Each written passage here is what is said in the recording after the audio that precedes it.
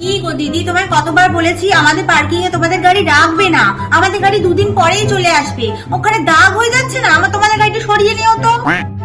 ঠিক আছে, সরিয়ে নিব। ও দিদি, তোমায় কতবার বলেছি বলো তো, আমাদের তাহলে তোমাদের জামা কাপড় শুকোতে দেবে না।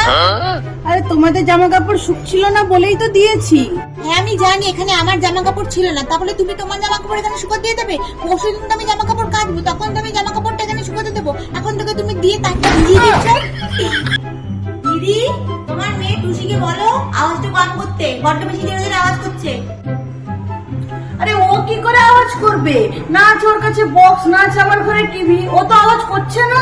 তাহলে দেখো মোবাইল দেখছি, মোবাইলে এত জোরে জোরে আওয়াজ করছে, আমি ঘরে টিকতে পারছি না। আস্তে আস্তে আওয়াজ করতে বলো, এখন থেকে সাবধান করে দিলাম, মেয়েকে সাবধান কর। কোন পাগলের পাল্লায় পড়লাম রে বাবা?